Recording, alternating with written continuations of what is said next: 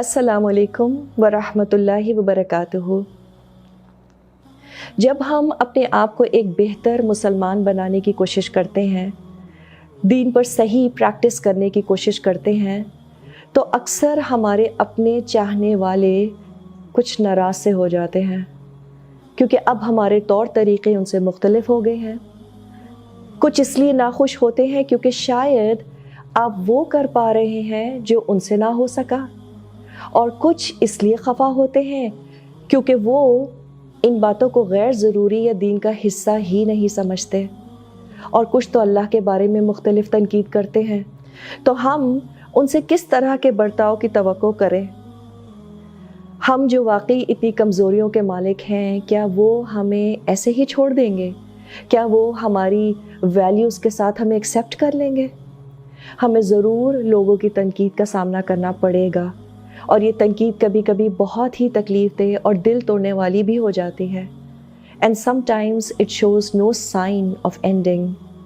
اگر آپ کو لوگوں سے تعلقات نبھانے ہیں، ان کے حقوق ادا کرنے ہیں، ان کے دل جیتنے ہیں، تو انہی لوگوں سے تنقید کے لیے تیار رہنا بہت ضروری ہے۔ Be mentally prepared for it. ان لوگوں کی تنقید سے بچنے کے لیے تو انسان یا تو زمین میں کوئی ٹنل ڈھونڈ لے، یا پھر کوئی ایسی سیڑھی جو ہمیں ان سے دور آسمان میں لے جائے۔ جب تک ہم اس زمین میں لوگوں کے درمیان رہ رہے ہیں، یہ تنقید تو سننی ہی پڑے گی۔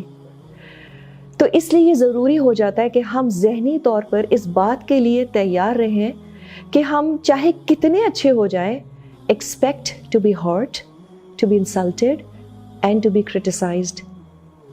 لیکن وہ شخص جو زمین پر بیٹھا ہوتا ہے، کیا وہ گر سکتا ہے؟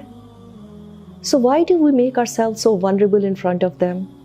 وہ شاید ہم سے تب تک راضی نہ ہوں گے جب تک ہم ان کو خوش کرنے کی خاطر اپنی اچھی باتوں کو، اپنی نیکیوں کو چھوڑ نہ دیں گے۔ اور وہ لوگ جو پیپل کانشیس ہوتے ہیں، وہ لوگوں کی خوشی کی خاطر اپنے آپ کو ورتھ لیس بنا لیتے ہیں، اپنے اصول، اپنی اسٹرینتھس کی قربانی دے دیتے ہیں۔ And this is exactly what they want from you۔ تو اب رہنا تو انہی لوگوں میں ہے، پھر انسان کیسے ان سے ڈیل کرے؟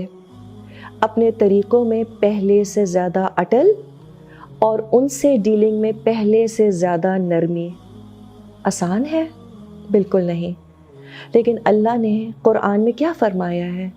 ام حسبتم ان تدخلوا الجنہ ولما یأتکم مثل الذین خلوا من قبلکم؟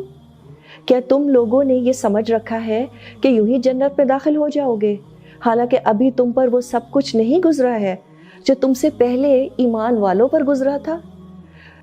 تو ہمیں کون سی بدر اور احد کی جنگیں لڑنی ہیں؟ کوئی آپ کا زیادہ سے زیادہ کیا بگاڑ سکتا ہے؟ کچھ سخت الفاظ، کچھ بے رخی، کچھ مذاق اڑانا، that's it۔ So if you are wounded by their words, forgive them in the most beautiful manner. Love and care for them even more.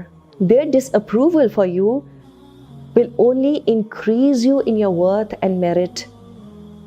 آپ ان کو چپ تو نہ کرا پائیں گے، لیکن آپ اپنے ایمان کی اسٹرینتھ کی وجہ سے ضرور اپنے اس راستے پر آگے بڑھتے چلے جائیں گے۔